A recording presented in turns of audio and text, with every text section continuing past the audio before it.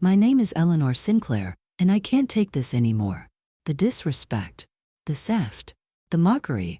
For 3 years I've stayed silent while you've taken advantage of my daughter, stolen from our family, and laughed behind my back. You thought I was just a grieving widow with failing memory who wouldn't notice what was happening. You saw it wrong, Richard. And when that door opened yesterday, when everyone saw what you really are, I promise you'll regret ever underestimating me. Before we continue, if you enjoy stories about family drama and justice being served, make sure to click that subscribe button. This is the best way for you to support our work. Thank you very much, and let's continue. It all started 3 years ago when my husband James passed away unexpectedly from a heart attack. 52 years of marriage gone in an instant. The pain was unbearable. Like someone had ripped out half of my soul. James had been my rock, my partner in everything. We'd built a beautiful life together, raised 3 wonderful children, and managed to save enough to live comfortably in our retirement years. Our oldest daughter Catherine had married Richard Dawson 8 years earlier. I never particularly warmed to Richard. Something about his smile never quite reached his eyes, but Catherine seemed happy, and that was all that mattered to me. They lived about an hour away and would visit occasionally, though those visits became more frequent after James died. "Mom, we're worried about you living in this big house all alone," Catherine said during one of their visits about a month after the funeral. She was sitting at my kitchen table, the same table where James and I had shared breakfast every morning for decades. "Richard and I have been talking, and we think you should consider selling and moving into a smaller place, maybe one of those senior living communities." I looked across at Richard, who was nodding along with a concerned expression that seemed practiced rather than genuine. "I appreciate your concern, sweetheart, but this is my home. James and I built this life together, and I'm not ready to leave our memories behind." Richard cleared his throat. "Eleanor, with all due respect, this house is quite valuable. The real estate market in this area is booming. You could sell it, move into a nice little condo, and have plenty of money left over to enjoy your remaining years." I noticed how he emphasized remaining years, as if counting down my time on this earth. It bothered me, but I brushed it aside. After all, he was family now. I'm financially secured, Richard. James made sure of that. I tried to keep my voice steady. "We have our savings, investments, and his life insurance policy. Money isn't an issue." "Of course," he replied smoothly, though I caught a flicker of something in his eyes. Calculation, perhaps. "We're just concerned about your well-being, that's all." Over the next few months, Richard and Catherine visited more frequently. At first, it was comforting having them around. Catherine would help with groceries and cooking, while Richard often offered to handle bills or financial paperwork, claiming it would be one less thing for me to worry about. "Non, have you considered adding Catherine to your accounts?" Richard asked casually one evening, as he helped me organize some of James's paperwork. "It would make things easier if you ever needed assistance with managing your finances." "I'm perfectly capable of managing my own money, Richard," I replied, perhaps more sharply than intended. The grief was still raw, and some days even the simplest tasks felt overwhelming. But I wasn't ready to relinquish control of the independence James and I had worked so hard for. Of course," he said, hands raised in mock surrender. "Just thinking ahead, that's all." As the first anniversary of James's death approached, Catherine suggested we have a small family reunion at my house. "It would be good for you, Mon," she insisted. "Having everyone together might help ease the pain of the anniversary." I agreed, thinking it might indeed help to have my children and grandchildren around me during such a difficult time. Our younger daughter Melissa would fly in from California with her husband and their 2 teenagers, and our son Michael would drive up from Georgia with his family. The reunion was set for a long weekend in June. I spent weeks preparing, cleaning the house, planning meals, and trying to put on a brave face despite the ache in my heart that never truly went away. James should have been there, helping me fold out the extra dining table leaves, arguing good-naturedly about where to put the sleeping bags for the grandkids. Everyone arrived on a Friday afternoon. The house was suddenly full of noise, laughter, and the chaos of family that I had missed so deeply. Michael brought a photo album of his kids' recent activities. Melissa came with stories of her work and California adventures, and the grandchildren immediately took over the basement with their devices and games. It felt good, healing even to have life fill these walls again. Richard insisted on manning the grill that evening, playing the role of devoted son-in-law to perfection. I watched him hold court over burgers and hot dogs, charming my grandchildren with jokes and stories, deftly handling questions about his latest business ventures. Real estate development is going exceptionally well, he told Michael over beers. We've got some exciting projects in the pipeline, haven't we, Catherine? Catherine nodded enthusiastically, though I noted she didn't add any details of her own. In fact, whenever the conversation turned to their finances, Richard did all the talking while Catherine seemed to recede into the background. After dinner, as everyone relaxed on the patio, Richard cornered me in the kitchen while I was preparing a dessert tray. Eleanor, I've been meaning to talk to you about something, he said, voice lowered. Catherine and I have been having some cash flow issues with our latest investment. Nothing serious, just a temporary situation. I was wondering if you might consider helping us out with the small loan? 50,000 would make all the difference right now. I nearly dropped the serving spoon I was holding. $52,000? Richard, that's hardly a small loan. He waved dismissively. It's just a drop in the bucket compared to what James left you. And it's not like it's going to strangers. It's for your daughter's future. I'll have to think about it, I replied, uncomfortable with both the request and his assumption about my finances. And I'd like to discuss it with Catherine too. A flicker of annoyance crossed his face. Catherine trusts me to handle our finances. There's no need to worry her with these details. Before I could respond, Melissa's older daughter Julia bounded into the kitchen looking for ice cream, and Richard smoothly shifted into doting uncle mode. That night, I lay awake in the bed I had shared with James for over half a century. Replaying the conversation, something felt wrong. James had always been the one to handle our major financial decisions, but he had made sure I understood our finances before he passed. We had agreed that our savings were primarily meant to secure my future and eventually help our grandchildren with college education, not to fund Richard's business ventures. The next morning, I tried to speak with Catherine alone, but Richard seemed to be constantly by her side. When I finally caught her taking a moment to herself on the back porch, she seemed distracted and nervous. Is everything okay with you and Richard? I asked gently. Financially, I mean. Catherine's eyes darted toward the door as if checking whether Richard might be listening. Everything's fine, Mom. Why do you ask? Richard mentioned you're having some cash flow problems. He asked me for a loan. Her face paled slightly. He did? I didn't know he was going to do that. How much did he ask for? $52,000. She inhaled sharply. Mom, I'm so sorry. I didn't know he was planning to. She stopped abruptly as the door opened and Richard stepped out. There you are, he said cheerfully, though his eyes narrowed slightly as he looked between us. What are you two conspiring about? Just mother-daughter talk, I replied, watching as Catherine's posture stiffened almost imperceptibly. Well, don't let me interrupt, he said, though he made no move to leave.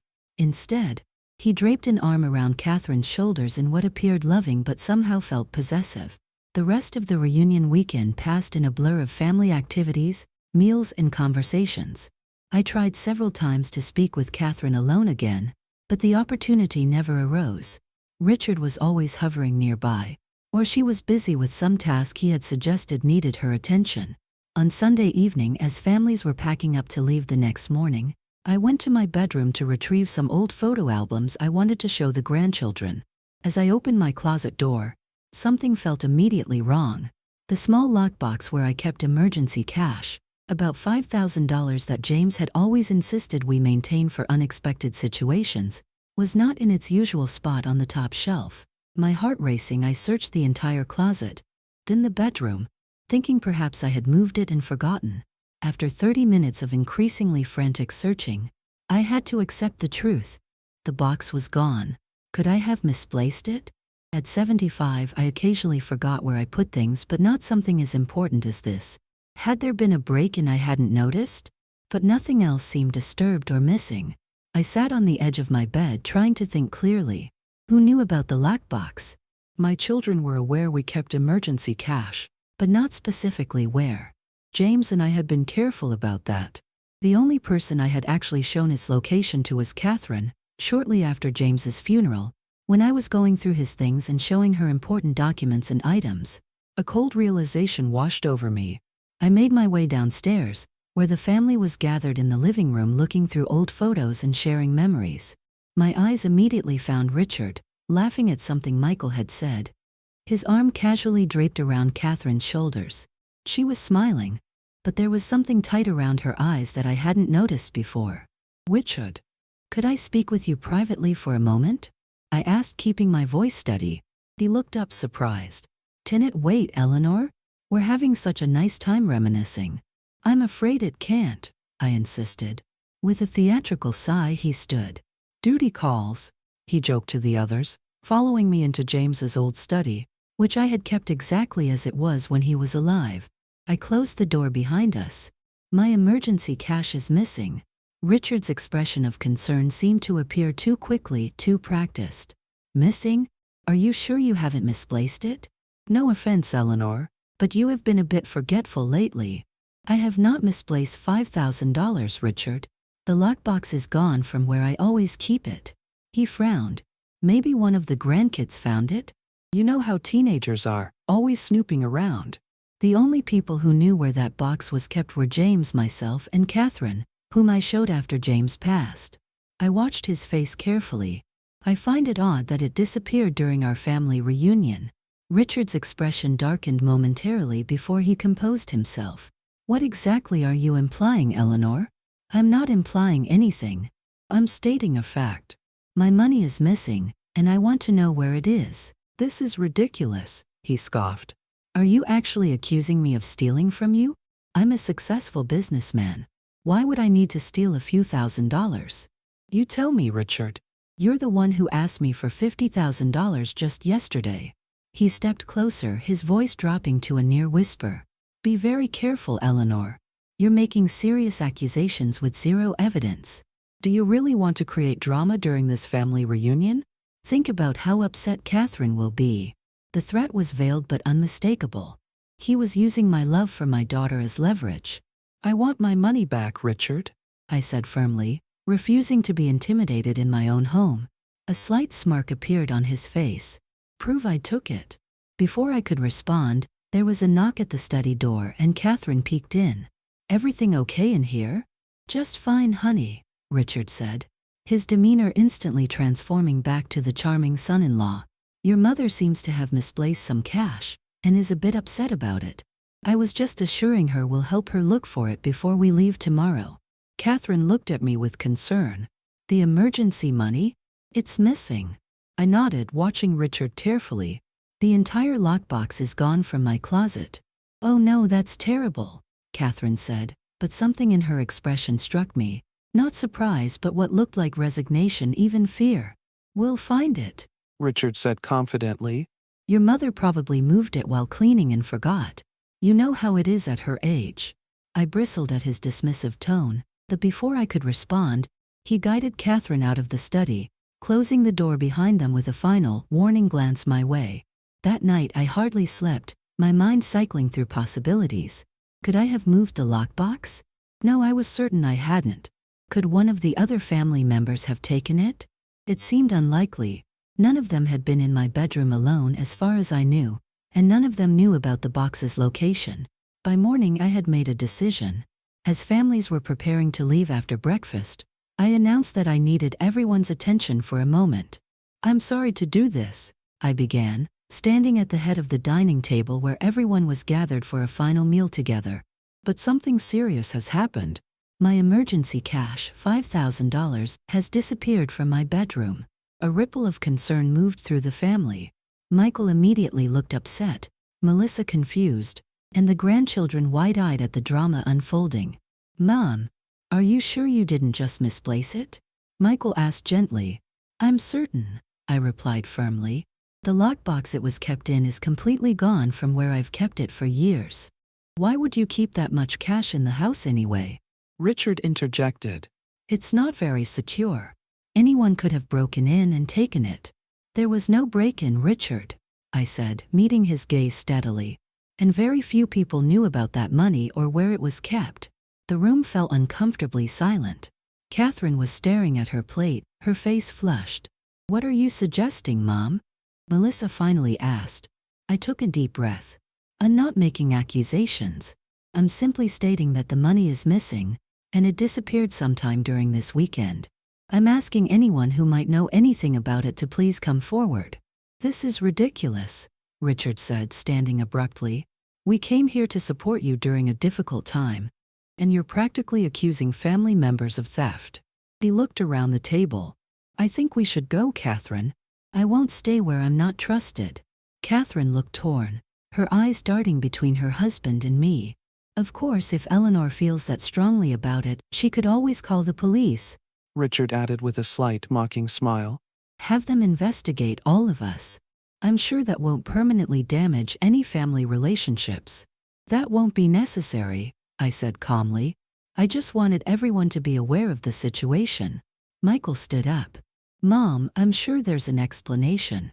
Let me help you look for it before we leave. Maybe it got moved during cleaning or something. Thank you, Michael, I said gratefully. The family gathering broke up awkwardly after that. Melissa offered to stay an extra day to help me search, but I assured her it wasn't necessary.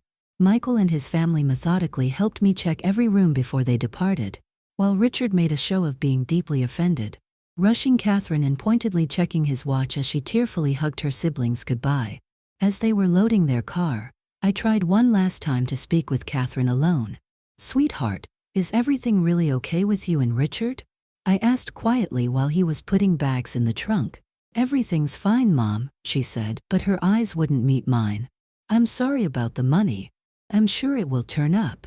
Catherine, if you ever need help, any kind of help, you know you can always come to me, right? For a brief moment, her composure cracked, and I saw fear in her eyes. But then Richard called her name, and the mask slipped back into place. I have to go, Mom. I'll call you soon. I watched them drive away with a heavy heart, more worried about my daughter than the missing money. Over the next few weeks, I did hear from Catherine, but only through brief, superficial phone calls that always seemed to happen when Richard was nearby. I could tell from her guarded tone and the way she avoided any meaningful conversation. When I tried to bring up the missing money or asked about their financial situation, she would quickly change the subject or find a reason to end the call. Meanwhile, I decided to take matters into my own hands. James had always said I had a mind like a steel trap, especially when it came to details others might overlook. After a thorough search confirmed the lockbox was indeed gone, I began to carefully review our financial records. James had been meticulous about our finances, keeping detailed records of every account. I spent days going through statements, comparing balances, and tracking transactions. At first, everything seemed to be in order. Then I noticed something odd about one of our investment accounts. One that James had specifically set up for our grandchildren's education. According to my records, that account should have contained just over $100,000. But the most recent statement showed a balance of only $52,000. There was a withdrawal of $48,000 made 3 months after James passed away. I called the investment company immediately. After verifying my identity, I asked about the withdrawal. Yes, Mrs. Sinclair, that withdrawal was processed on March 15th last year. The representative confirmed. The request was submitted online using your account credentials, and the funds were transferred to your joint checking account. But James and I had never maintained a joint checking account. We had separate accounts along with one shared household account. Could you please give me the account number where the funds were transferred? I asked, my hand trembling as I held a pen ready. When she read the number, I didn't recognize it. It wasn't any account that James and I had ever opened. There must be some mistake, I said. That's not my account. After further investigation, the representative explained that someone had accessed our investment account online, changed the linked bank account information, and then initiated the transfer. Because they had used our login credentials and correctly answered the security questions, the transfer hadn't triggered any fraud alerts. I felt physically ill.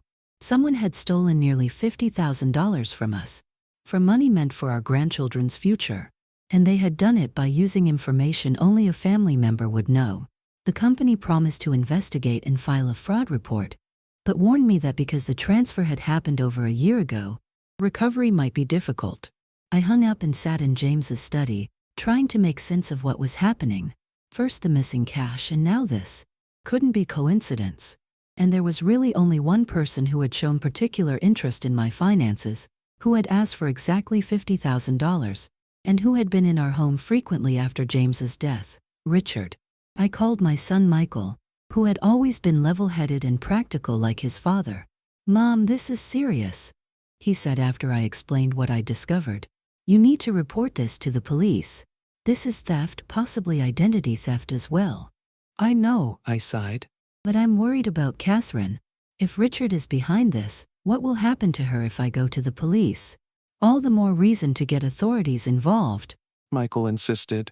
"If he's stealing from you, God knows what else he might be doing. Catherine might need help getting away from him." After much thought, I filed a police report.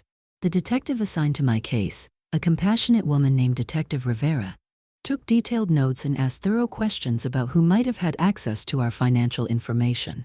"Mrs. Sinclair, in cases like these, it's often someone close to the victim," she explained gently.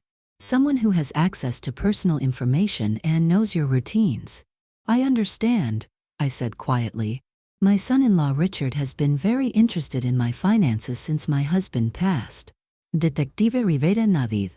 "We'll investigate all possibilities. In the meantime, I recommend you secure all your financial accounts with new passwords, and check for any other unauthorized activity." Following her advice, I spent the next day changing passwords and security questions on all my accounts. I also called our family attorney, who had been a close friend of James's for decades. "Eleanor, I'm so sorry this is happening," Robert said after I explained the situation. "James would be furious. I just don't understand why Richard would do this." I said, my voice breaking. "They seem to be doing well financially. At least, that's what he always claimed. People like that are often not what they appear," Robert said carefully. "Would you like me to do some discreet checking into his business affairs?"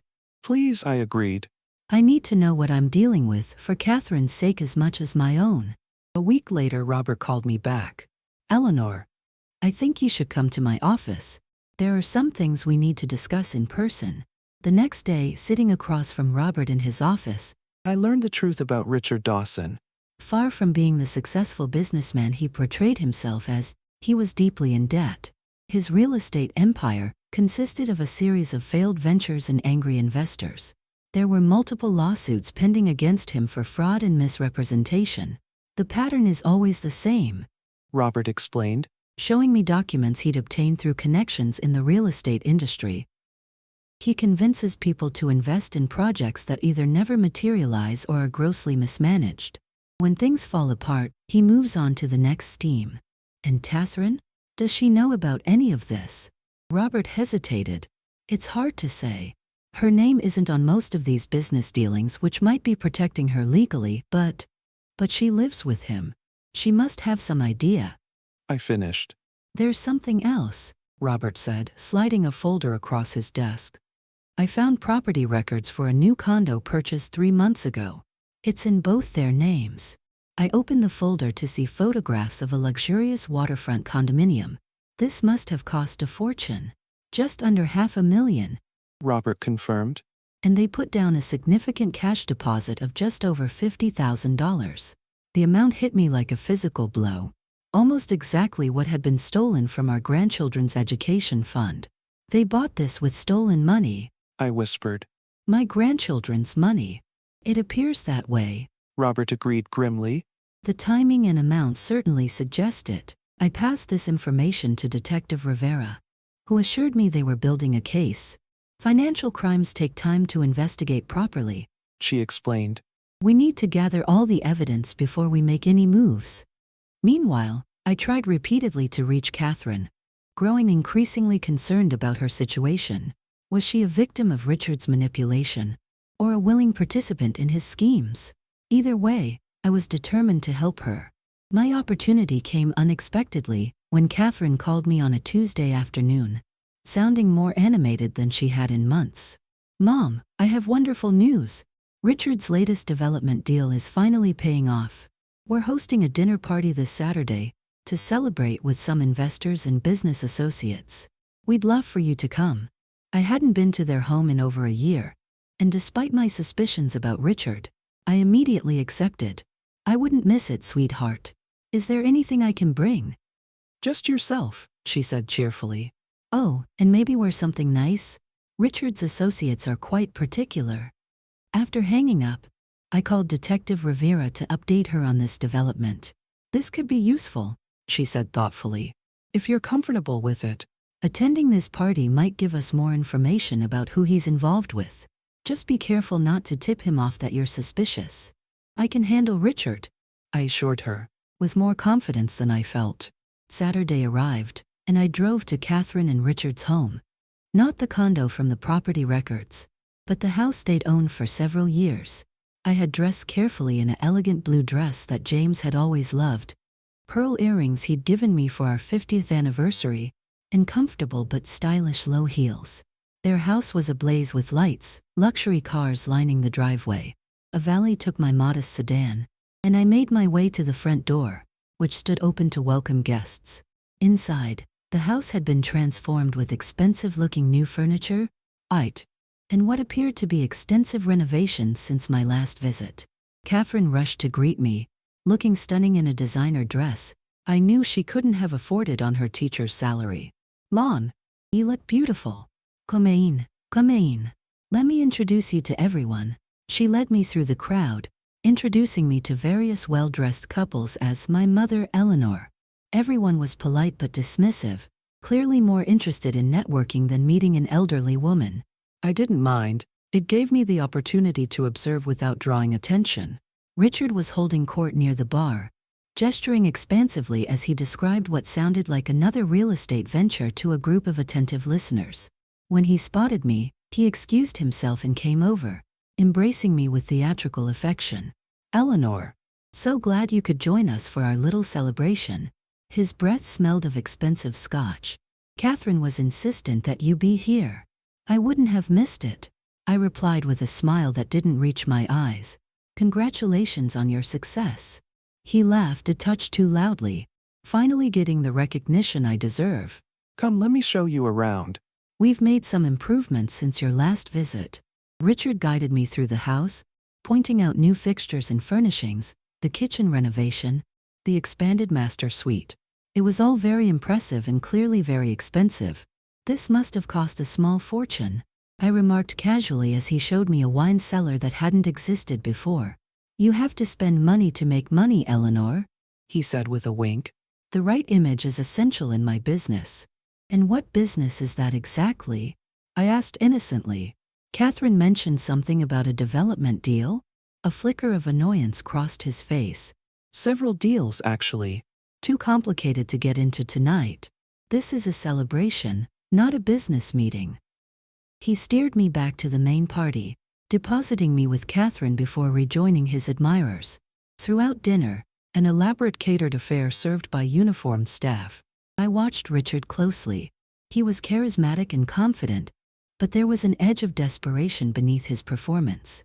Several times I noticed tense exchanges with one particular guest, a stern-looking man who seemed less impressed by Richard's charm than the others. After dinner, as guests mingled with coffee and desserts, I slipped away to use the restroom. Taking a calculated risk, I made a wrong turn down the hallway, finding myself in what appeared to be Richard's home office. The desk was cluttered with papers and a laptop sat open, the screen dimmed but not off. Glancing back to ensure no one had followed me, I quickly scanned the desk. Among the papers were bank statements showing alarmingly low balances, collection notices with red, final warning stamps, and what appeared to be draft documents for another real estate venture with ambitious projections that seemed detached from reality. The laptop caught my attention. It wasn't locked. I moved the mouse slightly, and the screen brightened to reveal an email inbox. The most recent message had the subject line "Payment overdue, final notice," from someone named Martinez. Looking for something, Eleanor? I turned to find Richard standing in the doorway, his expression cold despite the artificial smile still fixed on his face. Just lost my way to the bathroom, I said calmly. This is quite a lovely home office. He stepped into the room, closing the door behind him. Cut the act. I saw you snooping through my papers. I straightened my shoulders, refusing to be intimidated. The same way you snooped through my finances after James died? The same way you stole $5,000 from my bedroom during our family reunion. His fake smile vanished completely. Be very careful with your accusations, Eleanor. You have no proof of anything, don't I? What about the $48,000 you stole from my investment account? The one meant for my grandchildren's education? The exact amount you used as a down payment on your new waterfront condo. Richard's face paled slightly before flushing with anger. You meddling old woman. You have no idea what you're talking about.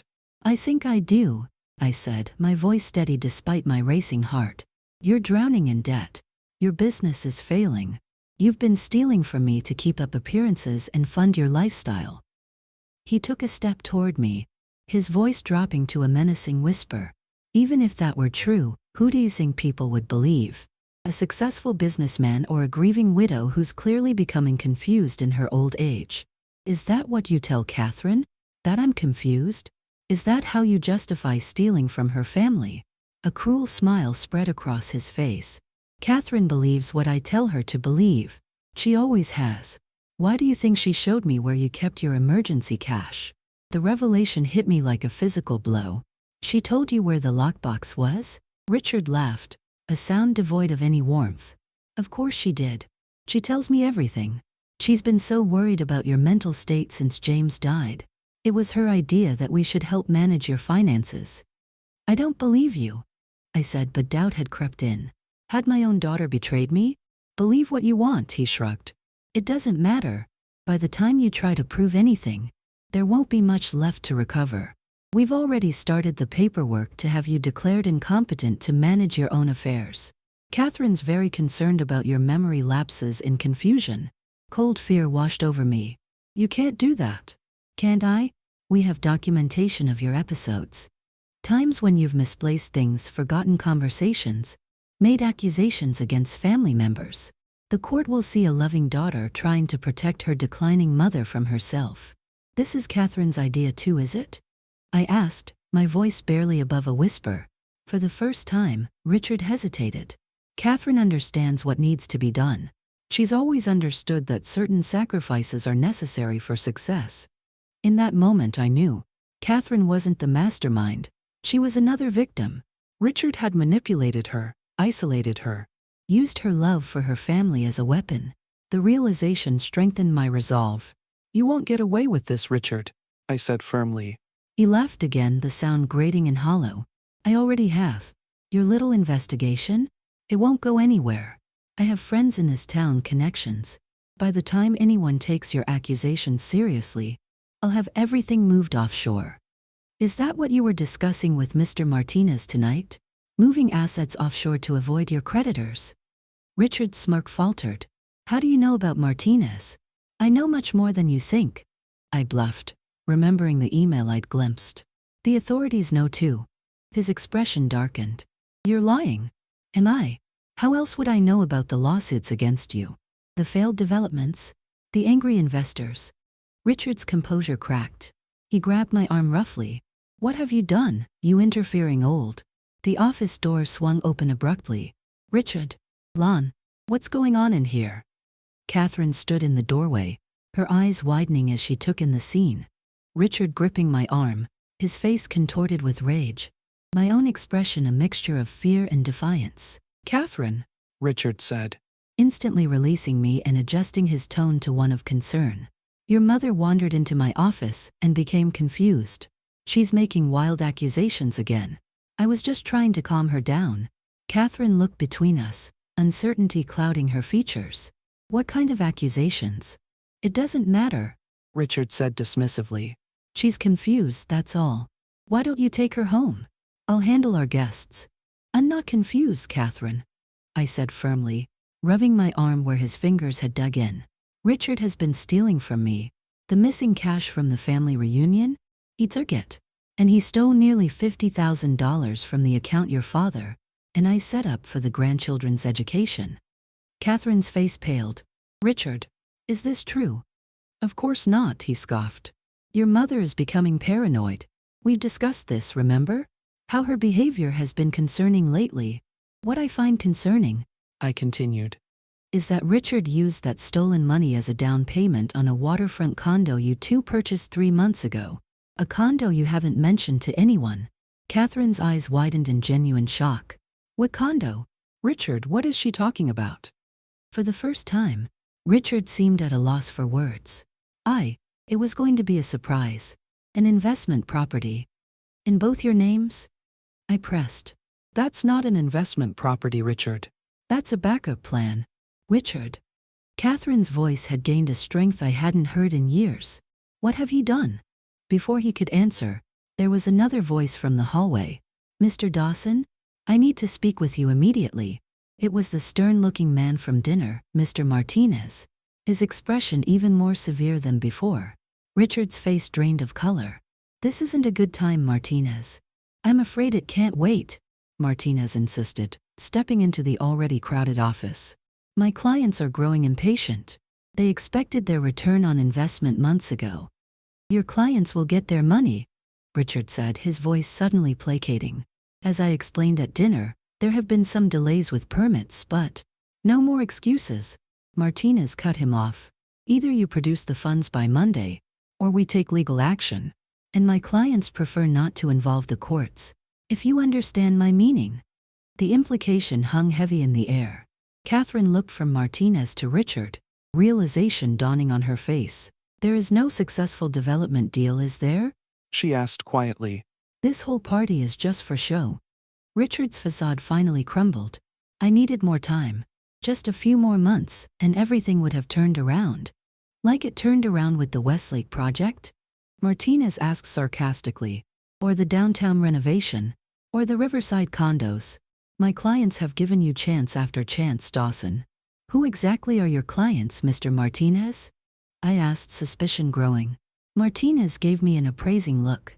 Let's just say they're private investors who don't appreciate being misled about the status of their investments. Mom, Catherine said suddenly, her voice trembling. The money from Dad's education fund. Did Richard really take it? Yes, I said gently. I've confirmed it with the investment company and traced the transfer. It went into an account I didn't recognize. But now I'm guessing it was for the down payment on this secret condo.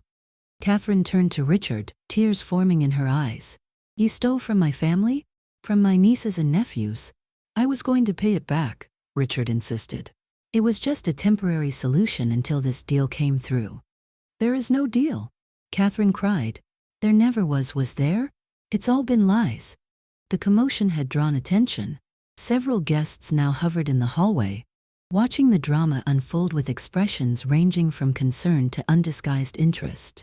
Everything's fine, Richard called out, attempting to salvage the situation. Just a small family disagreement. But Martinez wasn't finished. My clients want their $200,000, Dawson. Monday morning, or we take action. One of the watching guests, a woman in an expensive-looking black dress, stepped forward. $200,000? You told me you needed my investment of $150,000 because the project was oversubscribed, and you were doing me a favor by letting me in. Another man pushed forward. He told me the same thing about my investment of $100,000. The facade was crumbling completely now. More guests pressed forward, each with similar stories of investments made based on Richard's promises of quick, substantial returns.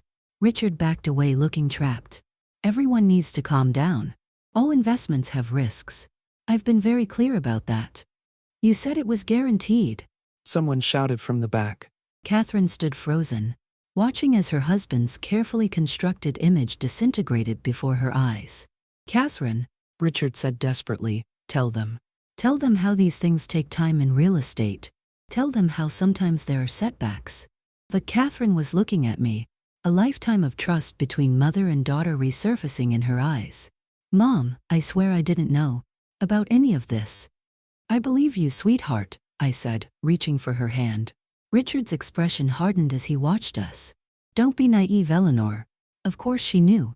Catherine has been helping me manage our finances for years. Is that true? I asked her gently. No, she whispered. He never let me see anything. Whenever I asked questions, he said I wouldn't understand, that I should trust him to handle it. Tears streamed down her face. I was so stupid. Not stupid, I corrected her. Manipulated. By someone who knew exactly what he was doing. Richard's laugh was ugly, now desperate. This is ridiculous. You have no proof of anything.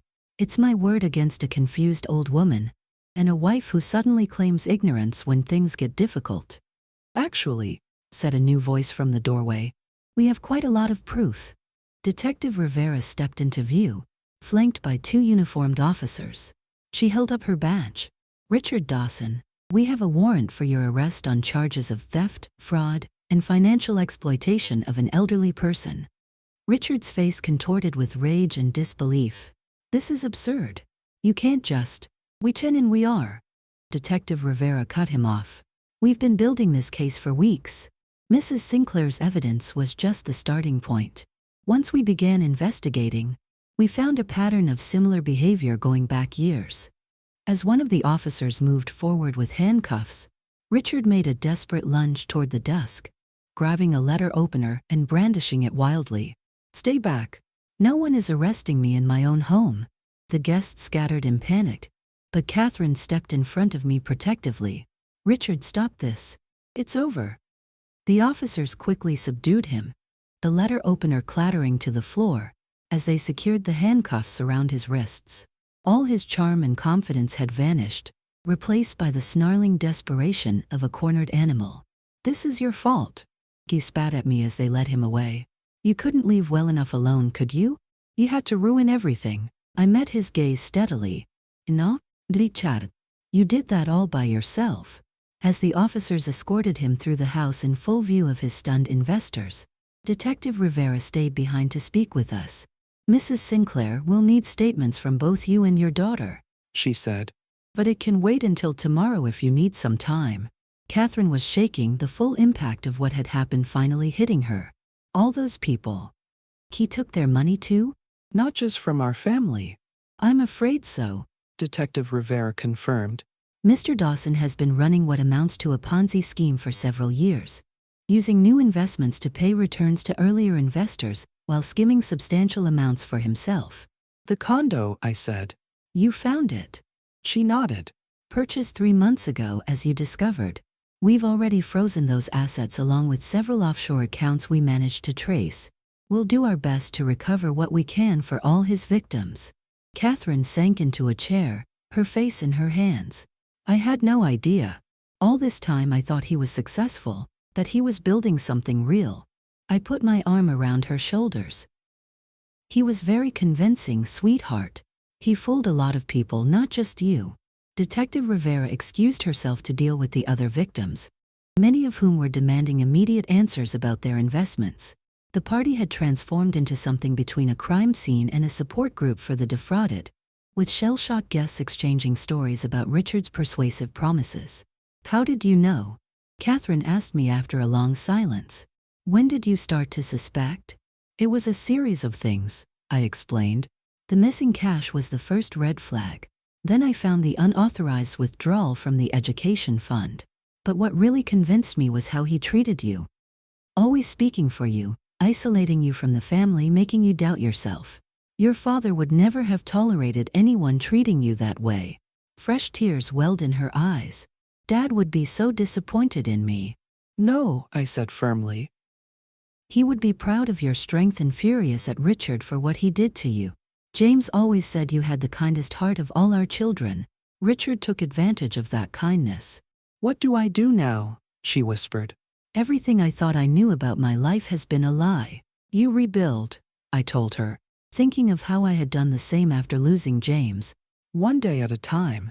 And you don't do it alone. The next few months were difficult but healing. Catherine moved in with me temporarily, while she sorted through the wreckage of her marriage and finances. Richard remained in jail, unable to make the substantial bail set by a judge who had reviewed the extensive evidence against him. Many of his victims came forward, and the charges multiplied as the full extent of his schemes became clear. With the help of our family attorney, we managed to recover most of the stolen education fund money. The condo was sold, and the proceeds were used to partially repay Richard's victims. Catherine filed for divorce, a process made simpler by Richard's incarceration and the mountain of evidence about his financial misdeeds. Most importantly, our family came together. Michael and Melissa rallied around Catherine, offering both emotional and practical support. The grandchildren, initially shocked by the scandal, eventually found ways to process what had happened, with the older ones particularly protective of their Aunt Catherine during family gatherings. 6 months after that fateful dinner party, we held another family reunion at my house, a proper one this time, filled with genuine laughter and healing. Catherine was smiling again, having returned to the teaching career she loved but had neglected during her years with Richard. As we sat on the patio watching the sunset, Catherine turned to me. How did you find the strength to keep pushing until you uncovered the truth? Weren't you afraid? I thought about it for a moment. I was afraid, I admitted. But your father always said that courage isn't about not being afraid. It's about doing what's right despite your fear. He was a wise man, Catherine said softly. Yes, he was, I agreed. And he would be so proud of you now. In the end, Richard received a 15-year sentence for his crimes. The man who had laughed at my accusations, who had been so certain of his ability to manipulate and control those around him, was no longer laughing. As for Catherine and me, we had reclaimed something precious that Richard had nearly destroyed: our trust in each other. Sometimes when I sit in James's study, I imagine him there with me, nodding his approval. You did good, Eleanor. I can almost hear him say, you protected our family when it mattered most. And that, more than any amount of money or justice, is what truly matters.